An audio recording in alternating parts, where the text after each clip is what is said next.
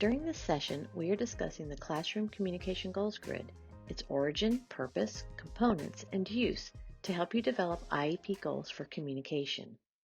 In order to develop appropriate communication objectives for the IEP, we have to first describe what communicative competence looks like in the academic environment. In 1940, Maslow described a hierarchy of needs that all humans must fulfill in order to reach their potential. He described 5 areas of need, including physiological needs for our bodies, such as eating, drinking, sleeping, and breathing; needs to be safe and secure financially, having a place to live, and overall health; to experience love and belonging through social relationships; to develop confidence and self-esteem; and finally, to reach self-actualization, to be able to learn, problem solve, be creative, empathetic, and moral. These are the basis for the 5 areas of competence you will find on the Classroom Communication Goals Grid.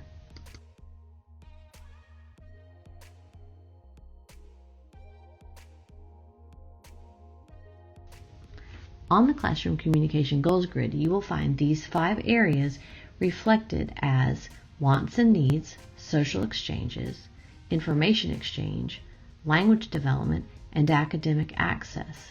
These areas are developed around the communication components necessary to begin to meet these overall human needs that Maslow identified. We all know as educators that we have to address academics in the classroom, but why are we talking about simple communication skills? Why is this something that is required to be addressed on the IEP? Cathard and Pillay address this eloquently.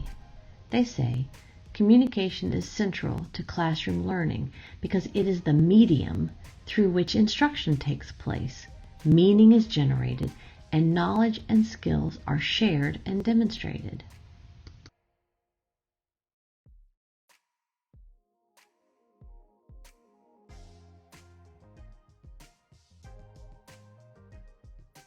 In his study of second language learning, Jim Cummings developed a concept he called BICS and CALP. He discusses that students must learn basic interpersonal communication skills first before they can begin to use those communication skills. When a student comes to a country that speaks a different language, it takes them between 6 months and 2 years to begin to communicate basic interpersonal social messages effectively. Once the skills are mastered, the students are able to move on to using these language skills to develop higher level cognitive academic skills. Imagine that you moved to Mexico with the intent of attending and graduating from the university. If you were not a fluent Spanish speaker, the first thing you must do is learn to interact in Spanish. Can you imagine if the first thing you had to do upon arriving in Mexico was to attend and participate in an algebra class? When we ask our students to learn academics and communicate about them without an ability to even interact socially, we are providing them with the same challenge. Our students in special education who are emergent communicators experience this exact thing when we introduce AAC, communication symbols, and language development at the same exact time we are trying to introduce academics. Basic interpersonal communication skills, or BICS, means cognitively undemanding language that's easy to understand, deals with everyday language and occurrences, and uses simple language structures. On the Communication Goals Grid, this means skills in 4 areas: wants and needs, social exchanges, sharing comments, opinions, and information, and language development. CALP, or cognitive academic language, is cognitively demanding language relating to abstract concepts with specialized vocabulary and using more complex language structure. On the Classroom Communication Goals Grid, you'll find these goals embedded in the language development and academic areas.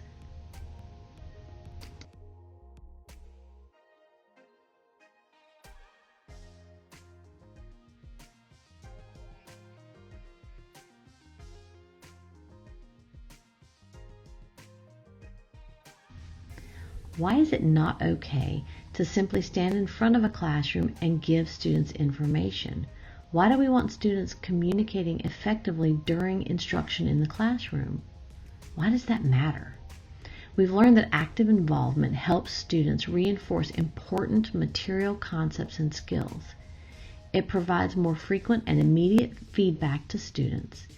They learn more quickly when they connect new learning to their previous knowledge, and that increases their motivation.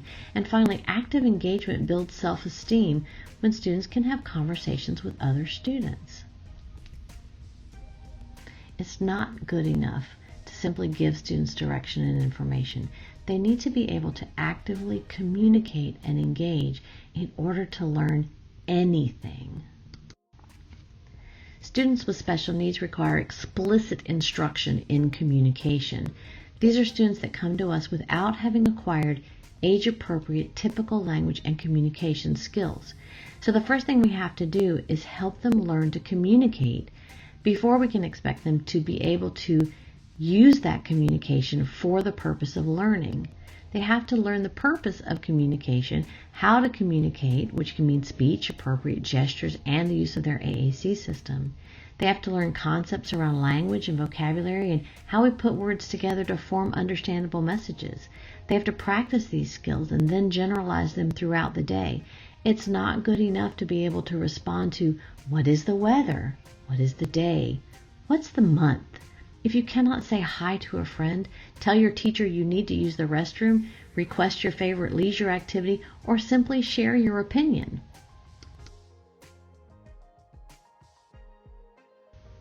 On the Classroom Communication Goals Grid, you'll find a grid for all 5 communication areas: wants and needs, social exchanges, information exchange, language development, and academic access. Each grid will have a list of expected communication behaviors in a simple hierarchical order. Behaviors that you find on the goals grid are determined from language development research, standardized assessments, and industry-wide accepted goals banks.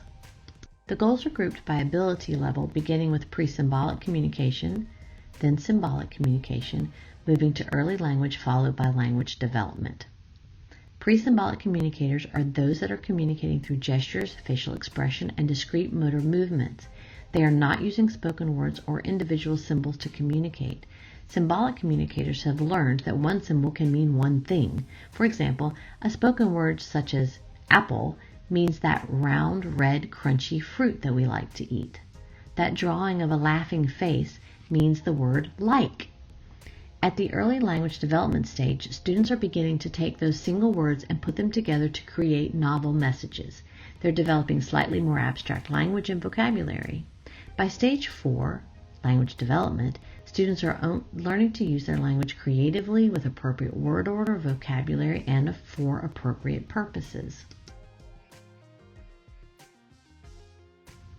When you're ready to complete the Classroom Communication Goals Grid, you will read each behavior described and decide whether your student consistently is exhibiting that same behavior.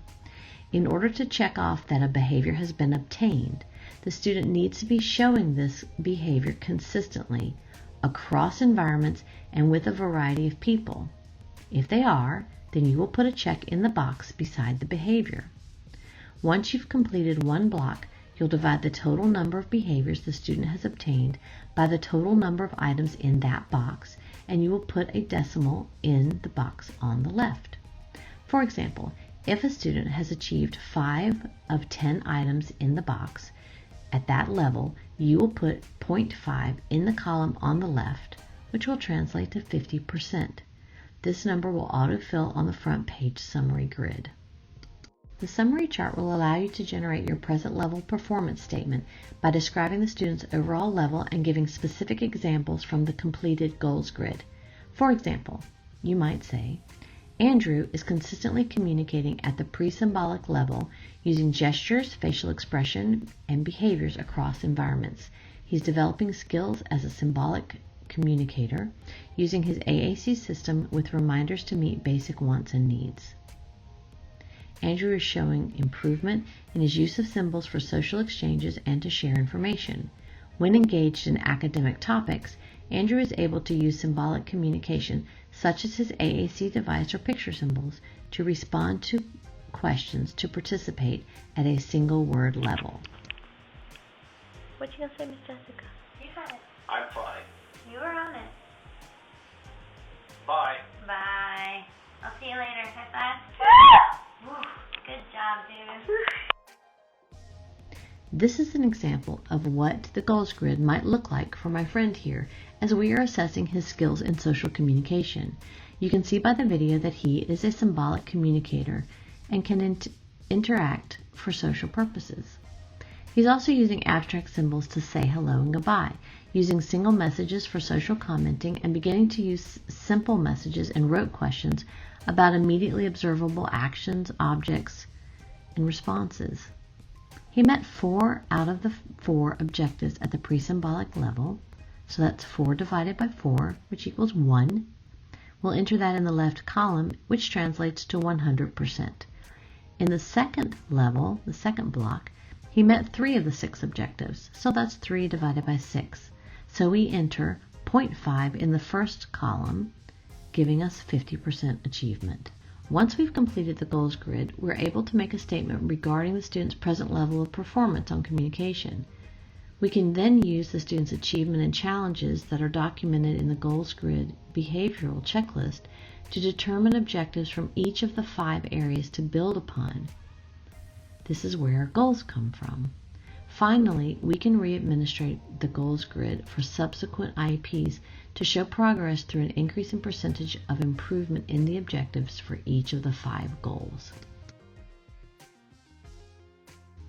When we meet as a group, we will begin a roundtable discussion using a few case studies.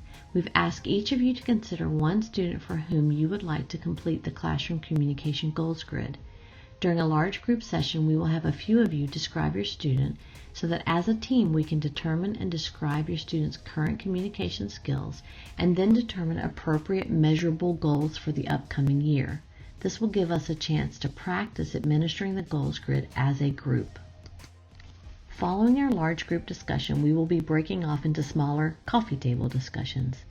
These are smaller groups so that each of you have an opportunity to complete a classroom communication goals grid on the student case that you brought to our session. During the session, facilitators will be moving through the room to provide support and at times stop the entire group to discuss questions.